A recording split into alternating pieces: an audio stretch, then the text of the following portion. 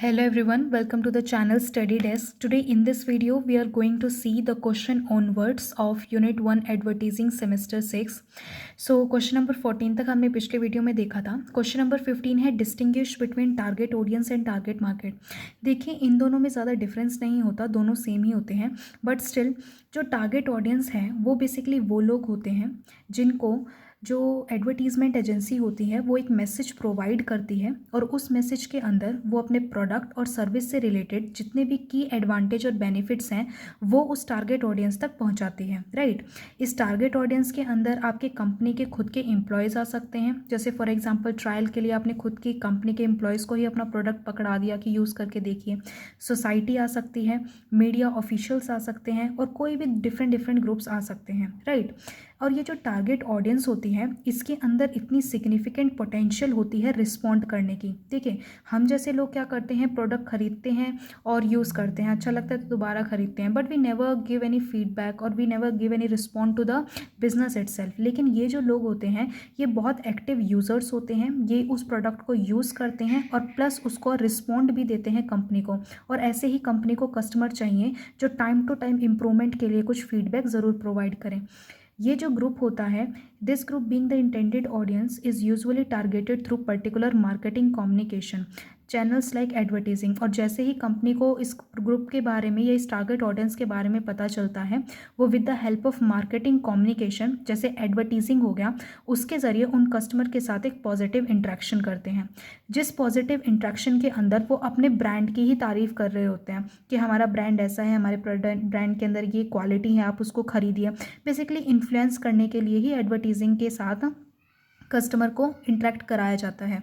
उसके बाद बाकी काम ऑडियंस कर देती है. जो टारगेट ऑडियंस होती है अगर वो एक बार इन्फ्लुएंस हो जाए, अगर उसको लगे इम्पैक्टफुल प्रोडक्ट है और वो काम आ सकता है तो वो खुद बाय वर्ड ऑफ माउथ जो है दूसरे जो पोटेंशियल कस्टमर है उनको इन्फ्लुएंस करने का काम करते हैं. देखिए एक बार प्रोडक्ट जमना चाहिए, अगर आपका प्रोडक्ट एक बार जम गया तो जितने भी कस्टमर है वो खुद ना खुद आपके प्रोडक्ट की एडवर्टीजिंग करने लग जाते हैं, क्योंकि अगर एक प्रोडक्ट उनको अच्छा लगा है तो वो 2-3 और कस्टमर को बताएंगे और वो खुद का प्रोडक्ट खरीदने आएंगे. उसके बाद है target market. Target market basically selected group of consumers होता है, ऐसे लोग जिनके अंदर कॉमननेस है या जिनकी कॉमन नीड्स हैं और इन लोगों की जो कैरेक्टरिस्टिक्स हैं वो एक जैसी हैं. जैसे ज्योग्राफिक यानी जहाँ वो रहते हैं वो एक है, या फिर डेमोग्राफिक उनका इंटरेस्ट वगैरह वो सेम जेंडर है उनका मैरिटल स्टेटस क्या है, साइकोग्राफिक जो इन्फॉर्मेशन है यानी उनकी हॉबीज़ या लाइफस्टाइल और बिहेवियर, यानी एट द एंड वो जो परचेज़ करते हैं वो on the basis of their personal experience करते हैं कि उनको ये प्रोडक्ट खरीदना चाहिए या नहीं.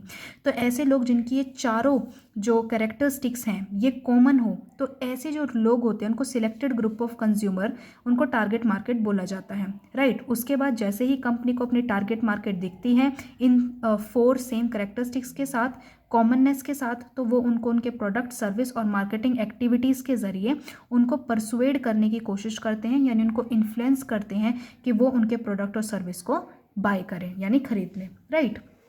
उसके बाद आता है question number 16, what do you understand by advertising budget, explain the factor influencing advertising budget. देखिए एडवर्टीजिंग बजट का मतलब होता है कि आपको एडवर्टीजमेंट का कितना खर्चा लगेगा, as simple as that, right.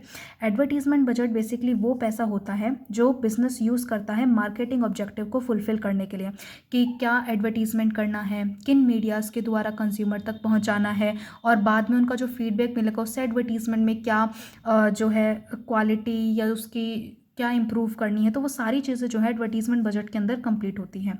इसके अंदर बेसिकली कंपनी प्रमोशनल एक्सपेंडिचर का एस्टिमेशन लगाती है कि 1 साल के अंदर 6 महीने के अंदर उसका एडवर्टीजमेंट का पूरा खर्चा कितना आएगा, राइट.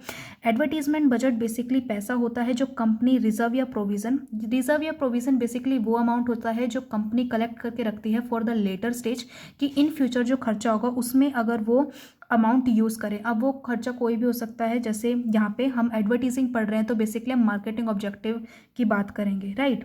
तो ये जो अमाउंट ऑफ मनी होता है ये एडवर्टीजिंग पे स्पेंड किया जाता है प्रोडक्ट को प्रमोट करने के लिए, right, the product to promote it. उसके बाद एडवर्टीजमेंट करने के बाद जो आपके कंज्यूमर हैं उनको टारगेट करना एडवर्टीजिंग बजट का मेन फोकस होता है, जिससे कि आपके जो सेल्स हैं वो बढ़े प्लस सेल्स जैसे ही आपकी ऊपर जाएं आपका कंपनी का जो प्रॉफिट है वो बढ़े, राइट।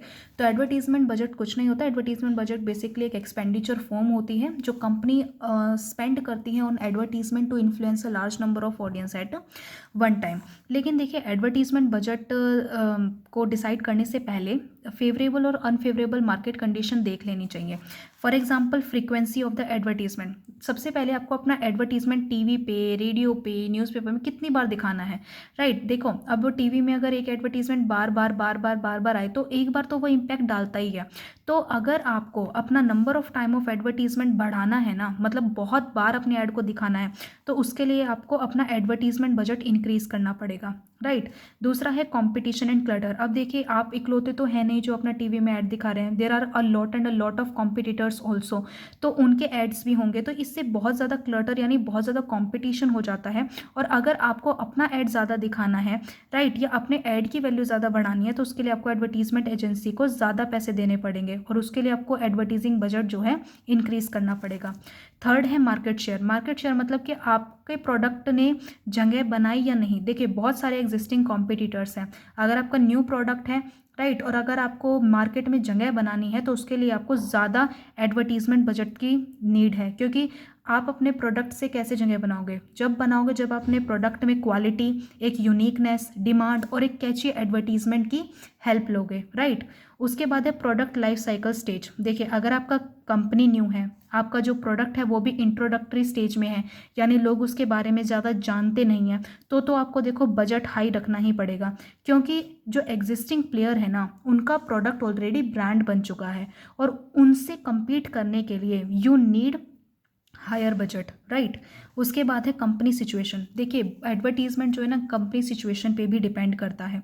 फॉर एग्जांपल अगर न्यू कंपनी है तो उसको इनिशियली मतलब होता है शुरुआत में बहुत ज़्यादा इन्वेस्ट करना पड़ेगा, बजाय उस कंपनी के जो ऑलरेडी एस्टेब्लिश्ड हो चुकी है और जिसका सेम प्रोडक्ट है, क्योंकि न्यू कंपनी को तो अपने कस्टमर को अट्रैक्ट करना है तो उसको तो ज़्यादा बजट चाहिए होगा, ज़्यादा अच्छा एडवर्टीजमेंट करना चाहिए, राइट। और कंपनी विद मोर एक्सपेंसिव और हाईली डिफ्रेंशिएटेड प्रोडक्ट जैसे कार्स वगैरह हैं, ज्वेलरीज वगैरह हैं, उनके पास तो बहुत पैसा होता है तो वो तो अपना हायर बजट रखते ही हैं। लेकिन कहीं ना कहीं ऐसे लोग जो सिर्फ जिनके प्राइस ड्राइवन प्रोडक्ट होते हैं, मतलब जो ये चाहते हैं कि हमारा जो एडवर्टीजमेंट है उससे सिर्फ हमारा बेनिफिट हो जाए और हमारे जो प्रोडक्ट हैं वो बिक जाए, राइट। तो उसके लिए कहीं ना कहीं उनके पास लो बजट होता है, जिस वजह से इन द लेटर स्टेज उनके प्रोडक्ट इतने बिक नहीं पाते। और थर्ड है कॉम्पिटिटर। देखिए कॉम्पिटिटर को देखते ही तो कहीं ना कहीं एडवर्टीजमेंट बजट खुद पे खुद ही बढ़ जाता है फर्म का।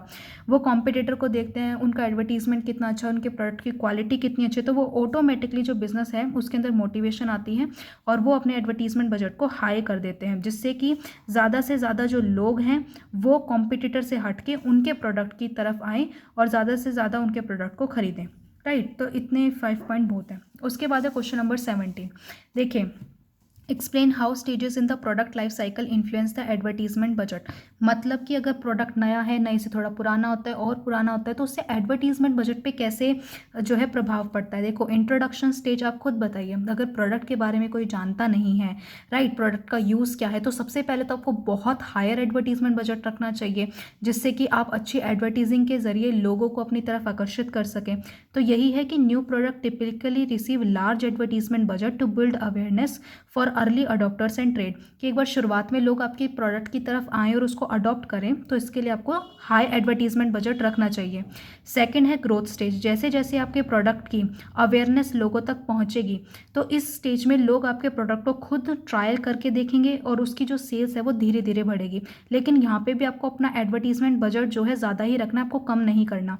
देखिए मैच्योरिटी स्टेज, यानी अब आपका जो प्रोडक्ट है थ्रू एडवर्टीजमेंट वो एक ऐसी स्टेज पे पहुंच चुका है जहां वो डिफ्रेंशिएट हो चुका है। डिफ्रेंशिएट होने का मतलब कि एक ऐसी क्वालिटी, एक ऐसा बेनिफिट, कोई भी वो डिफ्रेंशिएशन हो सकता है, चाहे वो बेनिफिट हो, आपने प्राइस कम ज़्यादा किया हो, जिससे कि लोग आपके प्रोडक्ट को पसंद कर रहे हो। तो इस स्टेज के अंदर आकर एक कंज्यूमर का बिलीफ आ जाता है, तो वहाँ पर आपको लोअर एडवर्टीजिंग बजट, यानी आपको ज़्यादा एडवर्टीजमेंट करने की नीड नहीं होती, क्योंकि एज आई ऑलरेडी सेड कि कंज्यूमर ही सबसे बड़ा आपका फिर हेल्पर बन जाता है। वो खुद वर्ड ऑफ माउथ के जरिए और कंज्यूमर को अट्रैक्ट करने की कोशिश करता है कि आप लीजिए, मुझे भी इस प्रोडक्ट से जो है ये बेनिफिट मिला है, आपको भी मिलेगा।